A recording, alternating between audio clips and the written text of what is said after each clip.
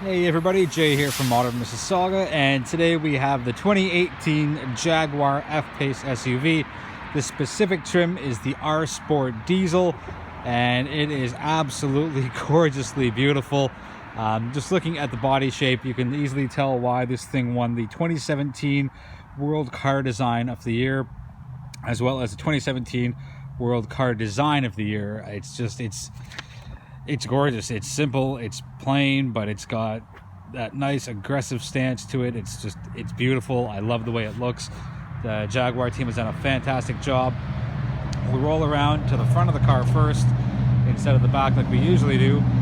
And there's a nice clean shot. Maybe get out of the way. Yeah, there's a nice clean shot of the front end. Very, very aggressive, very luxurious, and it just has a beautiful look to it. And I love what Jaguar has done here. A couple of cool things down here at the bottom on this trim are the fog lights, and these are LED day runners. It's got LED regular lights as well. It's got the Jaguar LED technology, as it says there. Cool little Easter egg that I found is there's actually a little Jaguar, a leaper as they call it, integrated into the not quite a turn signal, but it's that little orange light there. Nice strong Jaguar logo up front. Sorry for the noise of the cars driving by. Yeah, sorry. So that's the front end. Looks very, very gorgeous and beautiful and lovely. We go around to the other side profile here, give you a different look on an angle, and just has that gorgeous elegance to it. Badging for R Sport is right there, along with the Jaguar imprinted there. Turn signals with integrated into the side mirrors.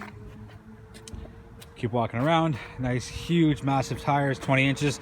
Snow tires on these because it is December when I'm filming this, but still a very, very nice and smooth and solid ride.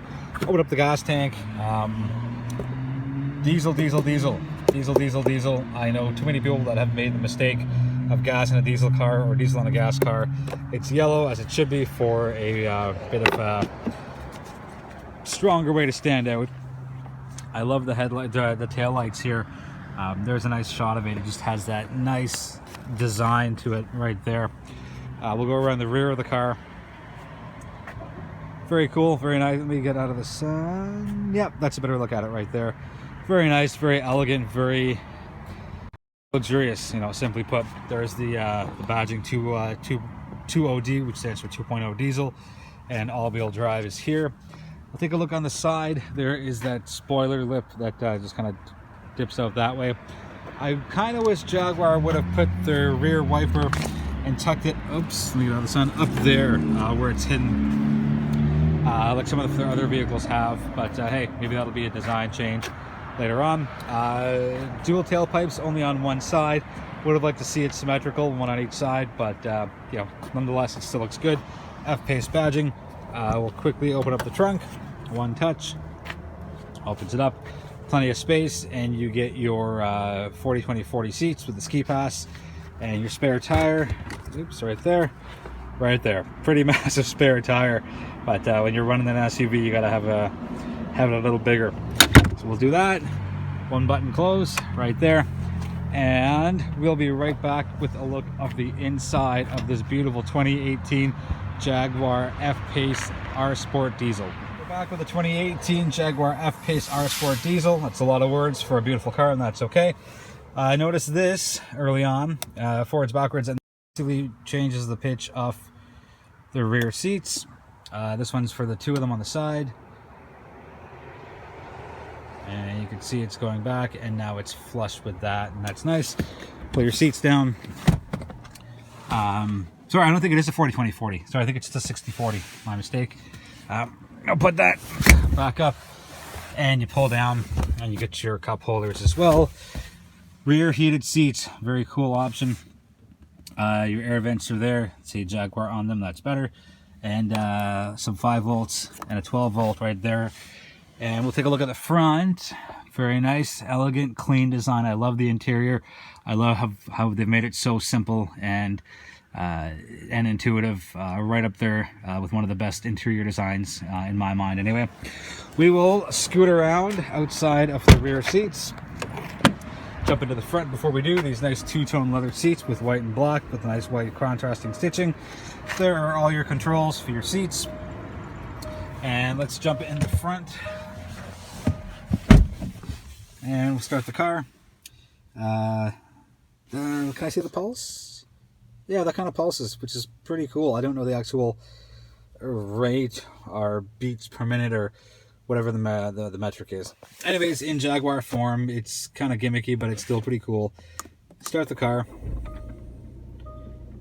and up it comes with the rotary dial. I'm just going to spin around so I'm out of the sun so you guys can actually see. I'm at the end of a road, so I'm not really going very far. So that's a little better. We'll straighten that out again. Put that into park, nice and easy. Where do we start? Let's start with the infotainment system. Fairly easy to operate and maneuver. You got your 4 clusters right here. That's your audio, that's your phone, climate controls, and your navigation. You go over a screen, you got a few more goodies in there. You go over one more, and you get a little more as well. The dynamic eye is cool, only available in dynamic dynamic mode. Allows you to have a little more customization. Hit the home button, and you're back to where you started from. Gear shift, as I mentioned, there's a lot of space here, and I'm happy they've kind of put a textured piece of material there. So if you want to put your phone or whatever it is, it's less likely to move. Piano black trim, auto on off. I wish when I set it to off, it would stay off, regardless if I put the car off. I know of the Mini I had last week.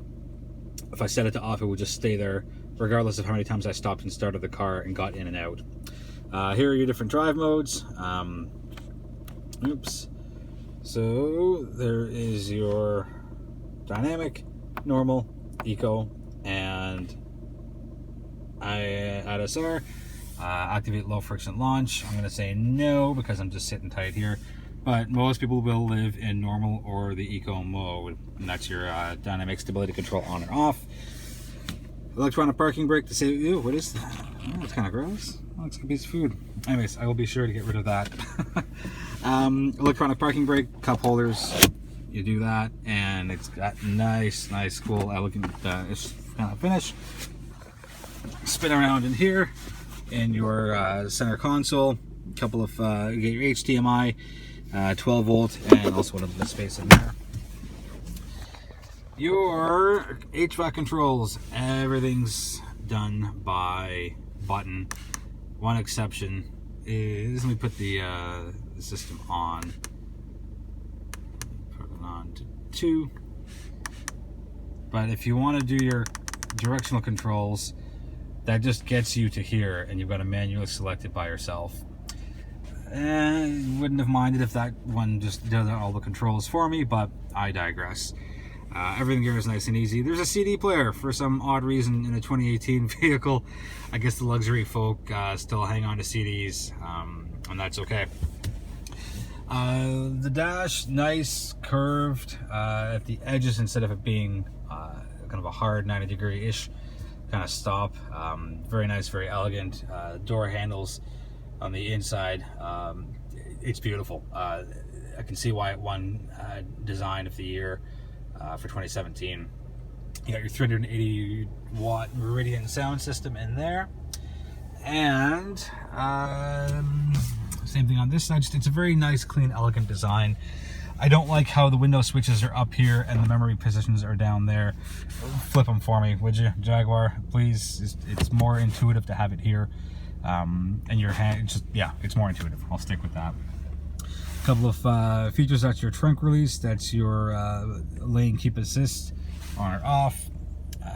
I love that I can play with the actual layout of the dashboard. This is so cool. This is the minimalistic look. Very cool, very plain, and I love it. So you go to the display, you go to the info, oops, not that, we'll go back, the display theme, and you can get journey, technical, graphical, or minimal. I love the minimal so much. The journey looks like that. It gives you some blue. The technical gives you the plain blacks. Graphical It gives you a kind of like the graphing-ish kind of thing with the little lines there. I'll put it the Journey because I've had it for minimal the whole week, and it's just kind of that cool, different look to it. Steering wheel, pretty typical Jaguar. It's soft, yet kind of firm and steady. It's good. The steering feel on the car is great. Handling, cornering performance. Sorry, all score high marks here. Paddle shifters. I never use them myself. There's the down and then there's the up. But for people that do, there is the option for it there. I mentioned that this is the diesel option. So what Jaguar has run here is a four-cylinder turbo diesel, 2.0.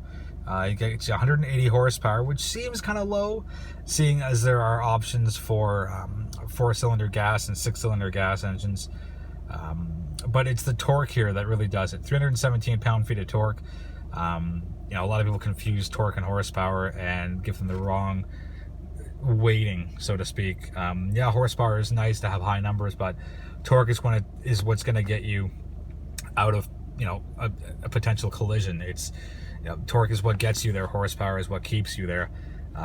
It says the top speed on their Jaguar Canada website is 208 kilometers an hour, but if you see here, it goes up to 300, and I don't think anyone's going to hit 300 with that, but I guess just design wise, that's what we're at.